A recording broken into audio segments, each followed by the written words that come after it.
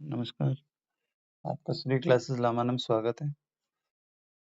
आज हम कक्षा 10 गणित में जो राजस्थान बोर्ड और एनसीईआरटी लागू होती है, इससे जुड़े हुए महत्वपूर्ण क्वेश्चन देखेंगे। इसके साथ ही आपका रिवीजन भी हो जाएगा, जो आपका आने वाला एग्जाम है उसके लिए बहुत ही महत्वपूर्ण साबित होगी।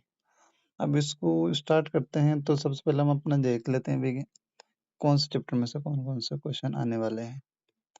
तो ये आपका कक्षा 10 का ब्लूप्रिंट है। जितने भी क्वेश्चन पेपर आपके बनते हैं इसी ब्लूप्रिंट पर आधारित होते हैं। इस ब्लूप्रिंट में क्या दे रखा है, देखो इसमें ये दे रखा है कि आपके किस चैप्टर में से किस टाइप के कौन से क्वेश्चन बनेंगे। जैसे आपका, जब हम पहले उस चैप्टर की बात करते हैं जिसका नाम है वास्तविक संख्या यानी रियल नंबर। जो आपका रियल वाला नंबर वाला चैप्टर है, इसमें से आपके कुल 4 प्रश्न आएंगे 4 नंबर के। और वो किस हिसाब से आएंगे, देखो 2 तो आएंगे आपके वो विकल्प वाले यानी एमसीक्यू वाले, यानी आपके एबीसीडी वाले 2 क्वेश्चन आएंगे, और 2 ही आपके छोटे छोटे अति लोगारित्मिक क्वेश्चन आएंगे, वो भी 2 नंबर के। तो 2 क्वेश्चन और 2 यहाँ आएंगे, 2 यहाँ पे आएंगे, 2 तो एबीसीडी वाले और 2 ही एक एक लाइन वाले आएंगे, और टोटल आपके ये हो जाएंगे 4 क्वेश्चन 4 नंबर के। फिर हम आगे वाले चैप्टर की भी बात करेंगे, लेकिन हम अभी क्योंकि चैप्टर वाले जैसे चैप्टर आगे आएगा मैं उस हिसाब से बताता रहूंगा। पहले तो ये चैप्टर का देख लेते हैं। अब इस चैप्टर से जुड़े हुए कुछ क्वेश्चन देखेंगे। अब जैसे कि पहला क्वेश्चन है जो आपके हो सकता है पहले नंबर पे ही आ जाए। अब इसमें क्वेश्चन दे रखा है कि निम्न में से कौन सी अपरिमेय संख्या है। अब जिसको इंग्लिश में प्रॉब्लम है, इसमें इंग्लिश में भी दे रखा है भाई, इंग्लिश में अंडरस्टैंड होने के लिए भी, अंडरस्टैंडिंग आपके अंडरस्टैंडिंग इंग्लिश में भी क्वेश्चन को दे रखा है। ये क्वेश्चन हमने राजस्थान बोर्ड के जो मॉडल पेपर जारी करती है उसमें से उसका पहला क्वेश्चन है, वो है। अब इसके लिए परिमेय संख्या क्या है इनमें से, तो इसके लिए आपको इसका बेसिक पता होना चाहिए। तो ये क्वेश्चन करने से पहले हम इसका थोड़ा सा बेसिक देख लेते हैं, बेसिक क्या है। अगर वो पता रहेगा तो आप ये क्वेश्चन आसानी से कर पाओगे, और इसी के साथ आपका रिवीजन भी हो जाएगा। तो इसका बेसिक देखते हैं। तो इसके लिए परिमेय संख्या क्या है, इसके लिए हमें संख्याओं को पता होना चाहिए कौन कौन सी संख्याएं होती हैं। इसके लिए कुछ संख्याएं देखते हैं, चलिए। अब जो आपकी बेसिक्स जो नंबर जितनी भी संख्याएं हैं या नंबर है, इंग्लिश में नंबर बोलते हैं, इसको नंबर बोलते हैं इंग्लिश में। अब ये जो नंबर है ये आपके 2 प्रकार से बटे हुए होते हैं। जो संख्या वो आपकी 2 प्रकार से बटी हुई रहती है। पहली तो होती है वास्तविक संख्या, और दूसरी आपकी काल्पनिक संख्या। वास्तविक संख्या यानी रियल नंबर, यही आपके चैप्टर का नाम है। और सेकंड वाला है काल्पनिक यानी इमेजिनरी नंबर, जो कि आपके काम आने वाला नहीं। वास्तविक संख्या एक इमेजिनरी नंबर कौन कौन से होते हैं, इमेजिनरी नंबर ऐसे होते हैं जिसका कोई फिक्स कह नहीं सकते, कोई संख्या होती है, काल्पनिक होती है एक तरह से, जिसकी कोई वैल्यू नहीं होती। अब इसको कैसे दिखाते कैसे हैं? तो ये होती कैसे, जैसे माइनस में अगर कुछ भी माइनस वाली संख्या है उसका अगर अंडर रूट निकालते हैं तो ये वाली संख्या ही काल्पनिक कहलाती है। अब कोई सा भी नंबर, मैंने यहाँ 6 लिखा है, 6 लिखा है, इसके जगह कुछ भी हो सकता है। अब इसको शो करने के लिए क्या करते हैं, एक सिंबल आता है, इसको ये आई, आई का मतलब होता है आयोटा। ये आयोटा शो करता है कि काल्पनिक नंबर है। अब इसका अगर अंडर रूट 6 का अगर अंडर रूट निकालेंगे तो ये बनेगा 6 आयोटा बनेगा, है ना। तो ये आपके काम की है नहीं, आपके काम का हमारे इधर जो वास्तविक संख्या रियल नंबर है ये। और रियल संख्या वास्तविक संख्या होती क्या, वास्तविक संख्या ऐसी संख्या होती है जो परिमेय और अपरिमेय से मिलकर बनी हुई है। यानी अगर परिमेय संख्या और अपरिमेय संख्या को अगर मिला दोगे तो ये दोनों मिलके आपके वास्तविक संख्याओं का निर्माण करेगी। अब वास्तविक संख्या में ऐसे हो सकते हैं, वास्तविक संख्या 2 प्रकार की होती है, एक परिमेय होती है और एक अपरिमेय होती है। अब इसमें एक परिमेय दे रखा है, एक परिमेय दे रखा है।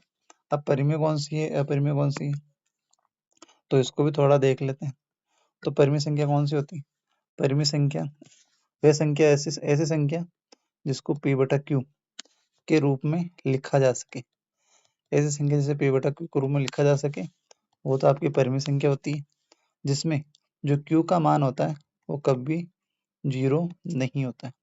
अगर आसान भाषा में, आसान लैंग्वेज में, आसान भाषा में अगर समझाऊं तो ये कहेंगे भाई कि p बटा q अगर आपको समझ में नहीं आता तो आप लिख सकते हो ऐसी संख्या जिनको अंश बटा हर के रूप में लिख सकते हैं। और जो हर है, हर का मान 0 के बराबर नहीं होना चाहिए, या 0 के बराबर मतलब 0 नहीं होना चाहिए, यानी हर में कभी भी 0 नहीं आएगा। अगर इसके एग्जाम्पल की बात करें, इसमें आपके सारी संख्या जैसे 3, 4, 5, अब इनके बटे में देखो कुछ नहीं है, जहाँ बटे में कुछ नहीं है वहाँ हमेशा 1 लिखते हैं, तो इनके बटे में 1 है। इसके अलावा कौन आ सकता है? इसके अलावा कोई से भी एक संख्या जाएगी, इसके अलावा माइनस में भी ये हो सकती है ना।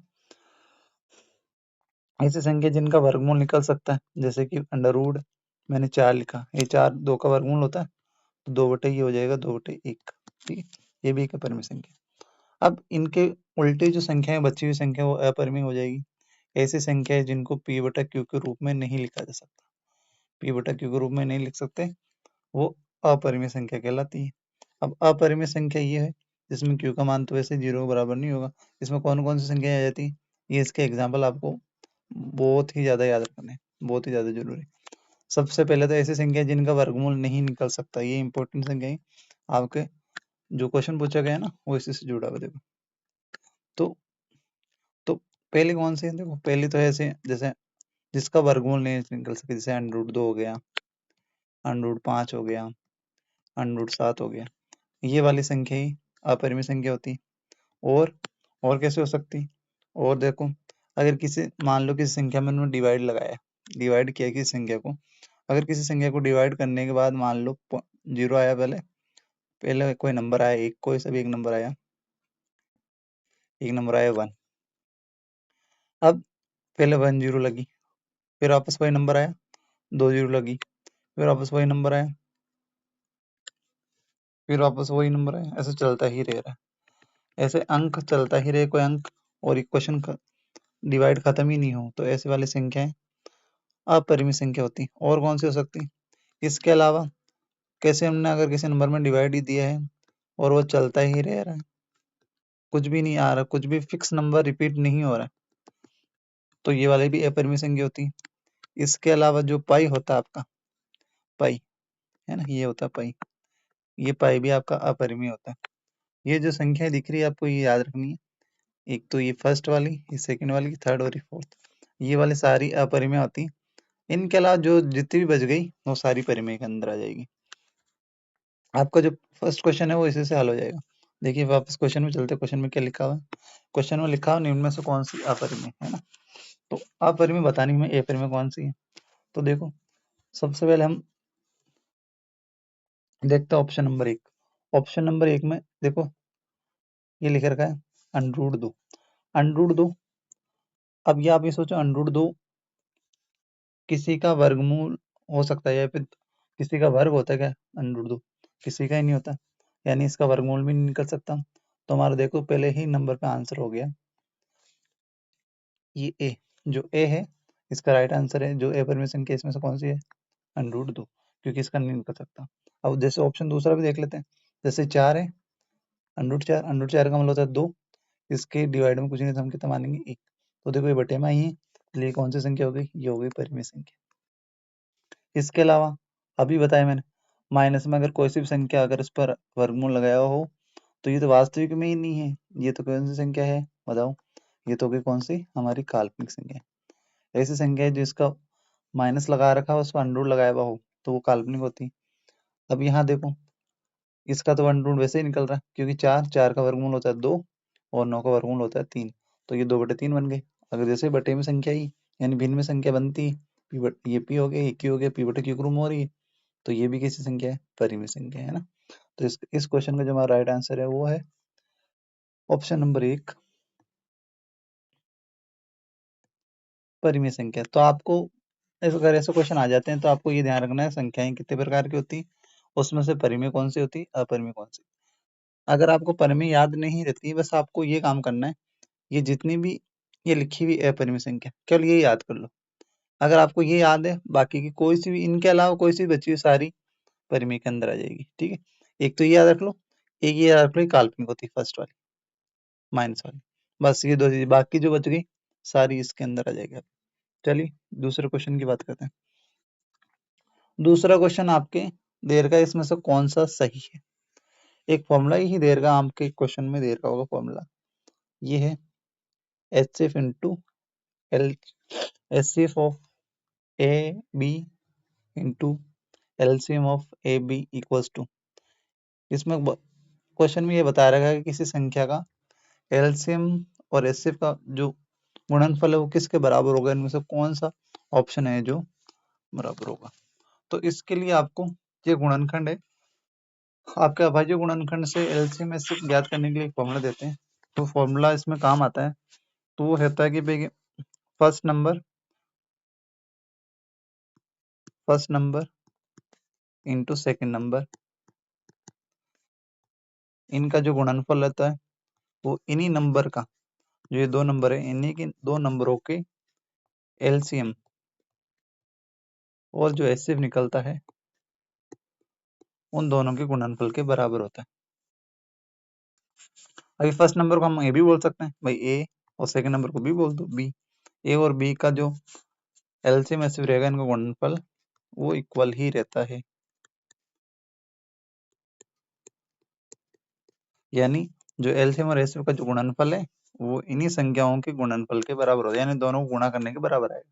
अब ये चेक करना भी गुणा वाला कहाँ लिखा है, देखिए ये देगा ऐसे गुणा LCM, तुम HCF को पहले लिख दो, LCM को बाद में, कोई फर्क नहीं पड़ता, इससे कोई लेना नहीं। LCM कोई गुणा कैसे भी करो कोई फर्क नहीं पड़ता। अब यहाँ पे देखो, यहाँ डिवाइड वाला देर का फर्स्ट ऑप्शन, तो डिवाइड वाला तो होगा ही नहीं, गलत हो गई। दूसरा ऑप्शन देर का देखो इंटू में, तो यही है पहली संख्या गुणा दूसरी संख्या, यानी पहली संख्या गुणा दूसरी संख्या, इसका जो मान होता है वो इसी संख्या के LCM गुणा HCF के क्या होगा, बराबर होगा। यहाँ आप एक चीज को ध्यान रखना, ये क्या ध्यान रखना है आपको, ये चीज याद रखनी है कि ये जो नियम है, ये नियम केवल दो संख्याओं के लिए लागू होता है।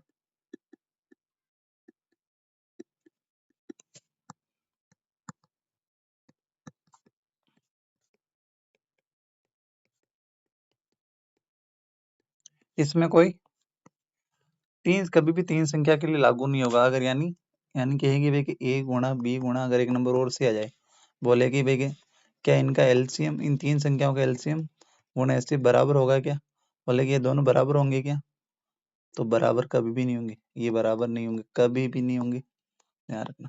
ये आपकी बुक में भी लिख रखा, ध्यान रखना। तो आज के लिए बस इतना सही, बाकी अगले क्वेश्चन के साथ मिलेंगे, तब तक के लिए बढ़ते रहिए। Good night.